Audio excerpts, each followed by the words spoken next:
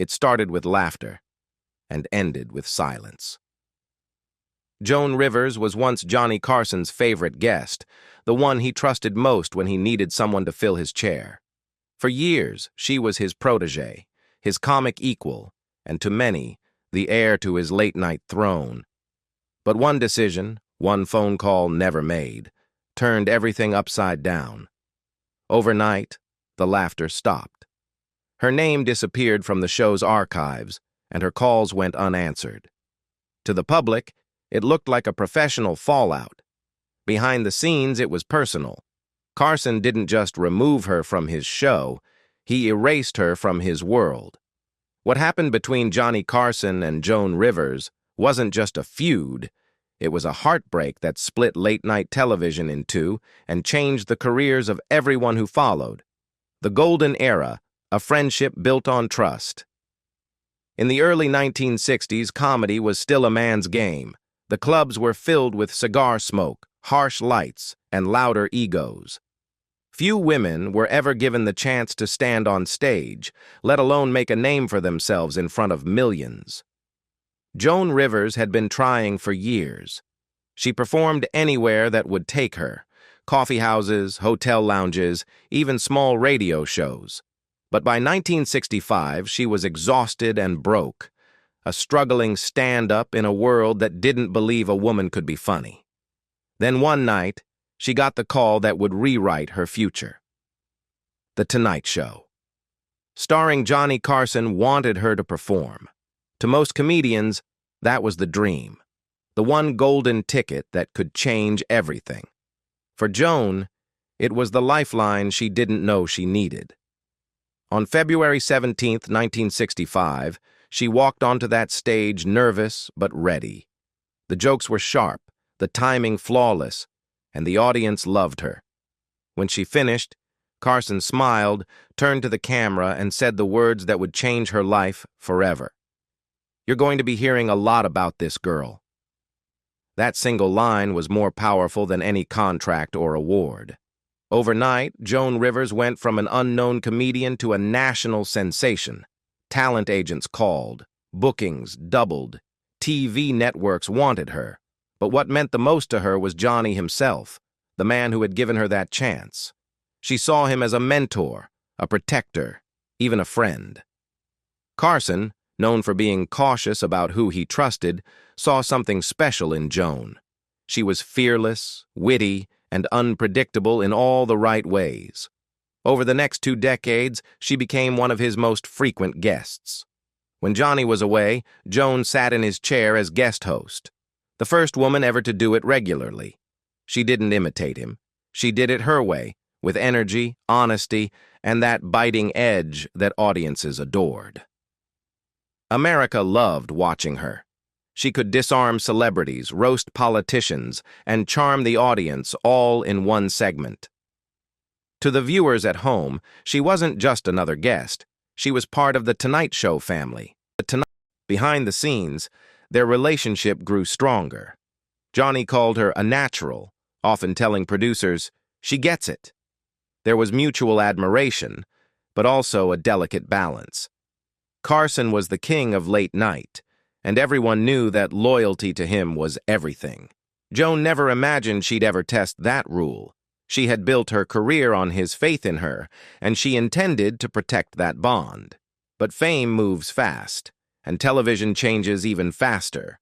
What began as trust and friendship would soon turn into one of the most painful betrayals in Hollywood history. The breaking point, betrayal behind the curtain. By the mid-1980s, Joan Rivers was no longer just a guest comedian. She was a household name. She had conquered the talk show circuit, released best-selling comedy albums, and sold out theaters across America. She was witty, fearless, and unlike anyone else on television. And much of that success traced back to Johnny Carson. For 2 decades, she had been his most trusted substitute host, filling in whenever he took time off. Audiences adored her. NBC executives admired her, and Joan believed, with good reason, that when Johnny eventually retired, she would be the natural successor to The Tonight Show. But television can be cruel. In 1985, whispers began spreading through the industry that NBC was quietly searching for Carson's replacement. When Joan finally heard about the discussions, her name wasn't even being considered. She was shocked. After years of loyalty, she expected at least a conversation. "I was hurt," she would later say, "because I thought I was part of the family." To Carson, perhaps she was, but only as long as she stayed in her place. Then came the offer that changed everything. The Fox network, brand new and desperate to make an impact, called Joan with a proposal, her own late-night show. It would air opposite The Tonight Show. It would be history-making, the first time a woman would host her own national talk show. It was the kind of opportunity no one in her position could refuse. But Joan didn't want to blindside Johnny. She wanted to tell him herself. Still, fear held her back. She worried he'd feel betrayed, that he'd take it personally. So she delayed the call. And when the Hollywood Reporter broke the story publicly, Carson found out not from Joan, but from the press. The betrayal, in his eyes, was complete. The man who had once introduced her to America now felt deceived by her ambition. He didn't shout, he didn't argue, he simply hung up the phone. And from that moment, Joan Rivers was gone from his life. In the weeks that followed, the punishment was swift and final. Carson banned her from The Tonight Show. Her name was erased from NBC's promotional materials and future retrospectives. For decades, reruns of her guest appearances were quietly locked away. It was as if she had never existed in Carson's world. To the public, Carson never addressed the fallout. He didn't speak ill of her. He simply refused to speak of her at all. That silence was worse than any insult. For Joan, it was devastating. She wrote to him year after year, on birthdays, anniversaries, even at Christmas. Each letter ended the same way, a plea for reconciliation. But Johnny never replied. For the rest of her life, Joan carried that heartbreak. She once told an interviewer, "He was like a father to me, and when he turned away, it felt like a death." What began as mentorship had turned into exile, and in Hollywood, exile is permanent. The ripple effect, others who faced Carson's wrath. Joan Rivers' ban wasn't an isolated story. It was part of a larger pattern. Johnny Carson's charm made him beloved by millions. But behind that calm, genial exterior was a man who demanded complete control over his kingdom. The Tonight Show was his empire, and anyone who disrupted the balance, even slightly, often found themselves quietly erased from it. One of the first to experience that was Rich Little, the legendary impressionist once known as the Man of 1,000 Voices. For years, he was a fixture on The Tonight Show. He could mimic everyone: Ronald Reagan, Richard Nixon, and of course Johnny Carson himself. At first, Carson laughed along. He even joked that Little's imitation of him was too good. But privately, it wasn't a joke. Carson hated being mocked, even playfully. As Little's act grew more popular, his invitations to appear on the show mysteriously stopped coming. Producers later claimed his material had grown repetitive. But those who worked behind the scenes said it was simple. Johnny had enough. Once you fell out of favor with Carson, there was no coming back. Then came Dana Carvey, one of the breakout stars from Saturday Night Live. His impression of Carson, with that iconic squint, the pursed lips, and the famous "I did not know that," became a national hit. When Carvey appeared on The Tonight Show in the early 1990s, he thought Johnny would appreciate the homage. Instead, Carson's smile faded the moment Carvey slipped into his impression. He didn't scold him, he didn't say a word. But after that night, Dana Carvey was never invited back. In late-night television, silence was the most brutal punishment. Even comedians who never intended to offend him found themselves on the wrong side of his rules. Howie Mandel, in one of his early appearances, brought an enormous stuffed tiger on stage, a silly prop meant to make the audience laugh. Carson, who despised surprises, didn't find it funny. The show ended awkwardly, and Mandel later discovered he'd been quietly blacklisted. No formal ban, no announcement, just no more calls, and it wasn't limited to comedians. Lola Falana, the glamorous singer and dancer hailed as the First Lady of Las Vegas, had been a beloved guest for years, but one evening in the late 1970s, she spoke candidly about racial discrimination in the entertainment industry. It was an honest, heartfelt moment, but Johnny wasn't comfortable with it. The conversation never aired again, and Lola was never booked after that. For many performers, The Tonight Show wasn't just a gig. It was a career lifeline. A single appearance could launch a movie deal, a record contract, or a national tour. But Johnny Carson's disapproval could end those dreams just as quickly. His bans weren't always written down or discussed openly, but in Hollywood, everyone knew the code. If Carson didn't want you, no one else did either. The result was a strange mix of admiration and fear. Guests would laugh louder, tread carefully, and never interrupt his rhythm. They understood that the man who could make them famous could also make them vanish.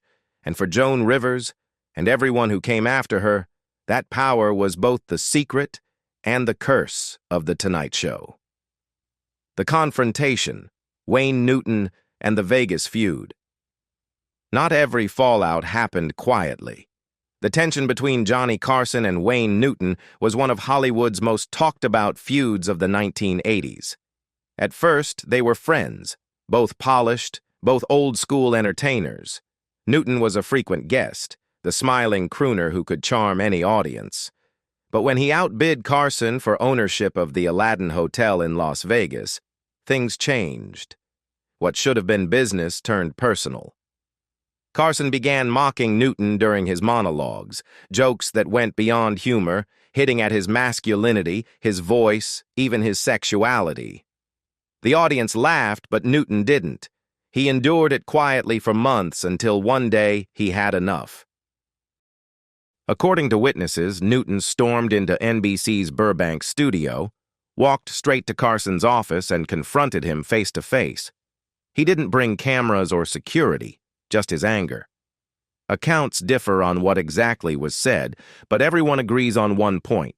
The jokes stopped after that. So did the friendship. Newton was never invited back to The Tonight Show. Not for a reunion, not for an apology. Carson's silence spoke louder than words. It was another example of how absolute his control was. One wrong move, one act of defiance, and even the most beloved stars could vanish overnight. For Carson, it was about dominance. For his guests, it was survival. No one wanted to be the next name quietly blacklisted from the most powerful stage in America. The unspoken rules of The Tonight Show. By the late 1980s, Johnny Carson's influence was at its peak. The Tonight Show wasn't just television, it was an empire. A single appearance could make a career. A single misstep could end one. Carson never had to raise his voice or issue public bans.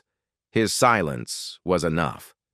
Behind the scenes, guests learned there were unwritten rules.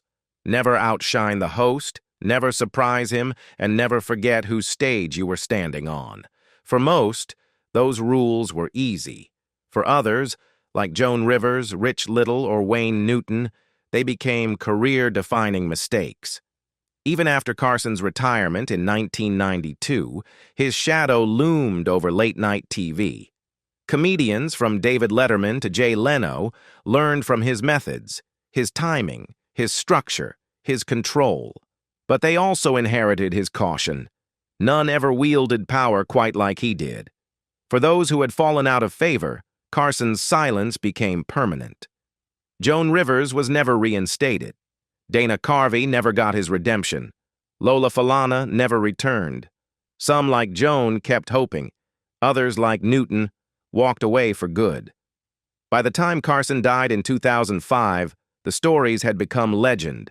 Whispers of a man whose influence could make or break a career with a single nod. To the world, he was the king of late night. To those who crossed him, he was the gatekeeper who never forgave. The legacy and the tragedy.